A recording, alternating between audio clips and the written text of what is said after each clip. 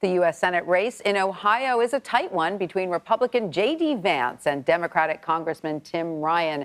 The two held their first debate Monday night and clashed over issues including the economy, immigration, and health care. And people in Ohio are already heading to the polls. Early voting in the state begins today.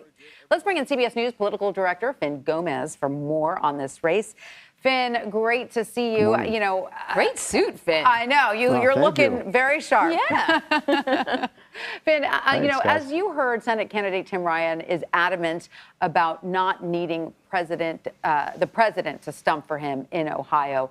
What factors are aiding his decision to make his campaign stay local? Well, essentially, you know, you have to remember this is Ohio. The Buckeye State is a swing state, but it really has trended Republican in the last few cycles. It voted for Donald Trump in the last two presidential cycles. It's something where, you know, Mike DeWine, the governor who's running in that gubernatorial race, is up by double digits against his Democratic opponent. So you have to remember all that, the makeshift in the landscape of Ohio. In that state, the current president, President Biden, is not very popular as this state has gone from blue to red. So what Ryan has done is he's distanced himself from the president. When asked during the debate if he supported the president, he essentially said that the Democratic Party, that both parties needed new and generational change. So in that separation, he's trying to appeal to that redder state. He's trying to appeal to that redder electorate and also appeal to like the independents there who are sort of soft partisans who are independent but lean to the right. So it's a strategic move. It's one that's working. As we mentioned, it is a race that is very, very close between Tim Ryan and J.D. Vance, a Republican challenger who was endorsed by Donald Trump. Yeah. Well, there you said it, a Republican challenger endorsed by Donald Trump, though sometimes he has a hard time remembering his name. First two initials, it's hard to remember sometimes. Right. That is great for him, but several GOP members have reportedly been backing out of helping him during his campaigning. What's that all about? Well, the thing with J.D. Vance is that he has had some criticism because for the first part of this campaign, he essentially was, you know, off air. He didn't have many TV ads up in Ohio, and he had this sort of reputation for not campaigning that much. Whereas if you look at Ryan, the Democrat, he's been hustling. He's been out there on the campaign trail. He's just been having events. He has a bus tour that's crisscrossing the state, and with that, he gets attention. He moves. He generates headlines in local markets, and it's just sort of old-fashioned, traditional retail politicking, hitting the trail, trying to get attention for his campaign, and that also has caused this race that was, you know, considered, again, something that might be a layup for the Republican to be this tight Senate race, and one of the most crucial leading up to the November 8 midterm elections. And again, we're only 27 days away, less than a month, and this state could decide who controls the Senate. Absolutely. And Finn, so what are some of the key issues then that we're seeing come out in focus groups for Ohio voters, and what are both candidates doing now that we are in that final stretch?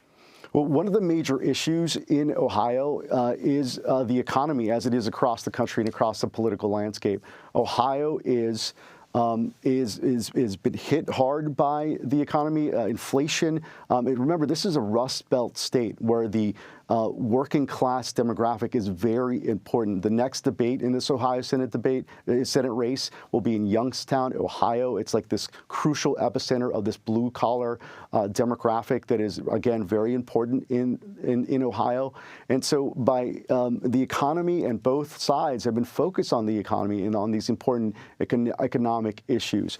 It's something that Tim Ryan has made the centerpiece of his campaign. J.D. Vance also has made this integral part of his campaign messaging, and that's who's up for grabs, if you will. In 2012, that same demographic voted for President Obama's reelection. The last two election cycles, they voted for President Trump, and now many of them are considering the Democrat in the race, Tim Ryan. So this is a heated, statistical dead heat of a race, and one again that is crucially important to both parties and their strategies to win the Senate.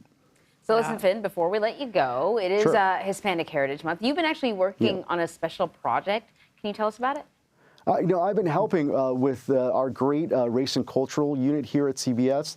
It's called CBS Reportes El Poder. It's taking a look at the increased power of Latino voters across the country. It's airing tomorrow night at 8 p.m. on our network, on streaming, on this streaming platform. We're all eager to watch it. There's some of our best correspondents, period, are offering pieces and doing some really great reporting, focusing on the Latino vote, which is something that is, again, they are a crucial demographic in this cycle. And both parties have been making large overtures and aggressively have been courting this vote. So, this special looks at that, looks at these, takes looks at these pockets in different parts of the country, and it's something that I'll definitely be watching, and I encourage everyone to do so also. Yeah, it's a shifting voting group that no political party can take for granted, right, Finn? No, Absolutely. and not a Great monolith, No. which was what was thought before. Yeah. But we learned in the last presidential election that, you cannot make assumptions about Hispanic voters. As a Cuban American, I can tell you, even in my own family, nobody agrees with each other. So, we're talking about one family. I can believe it. All right, Finn, thank you so much for that. We appreciate it. Thanks, guys.